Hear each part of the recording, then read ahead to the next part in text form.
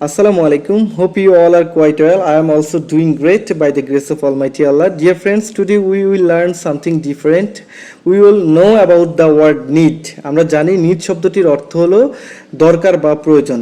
এই দরকার বা প্রয়োজন ছাড়াও আর কি কি ক্ষেত্রে নিডের ব্যবহার হতে পারে আজকের ভিডিওতে আমরা তাই শিখব। চলুন জেনে আসি। নাম্বার 1, নিড অর্থ হচ্ছে দরকার বা প্রয়োজন। যেমন আমার একটি বই দরকার, আই নিড আ বুক। আমার একটি কলম দরকার, আই নিড আ পেন। পরবর্তীতে কোনো কাজ করার দরকার, এমন ক্ষেত্রেও নিড টু বসবে। নিড টু পরবর্তী ভার্বের বেস ফর্ম হবে। যেমন আমার ঢাকা যাওয়া দরকার, I need to go to Dhaka. আমার ফুটবল খেলা দরকার, I need to play football.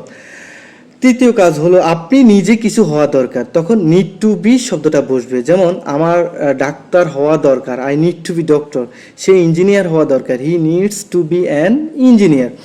চতুর্থ কাজটা হলো অতীতে কোনো একটা কাজ করা আপনার উচিত ছিল, কিন্তু এই মুহূর্তে আপনি রিয়েলাইজ করতেছেন যে কাজটি করা উচিত ছিল। যেমন আমার বইটি কেনা উচিত ছিল বা বইটি কেনার দরকার ছিল, I need to have bought the book.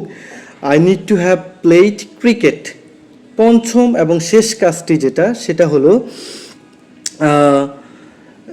আপনি অতীতে কোনো একটা কিছু হওয়া দরকার ছিল, অর্থাৎ নিজে কিছু হওয়া দরকার ছিল, এক্ষেত্রে নিড টু হ্যাভ বিন শব্দটা বসবে। নিড টু হ্যাভ বিন এর পরে আপনি যা হওয়া দরকার সেই নাউনটি বসবে। যেমন সে ক্রিকেটার হওয়া দরকার ছিল, he needs to have been a cricketer.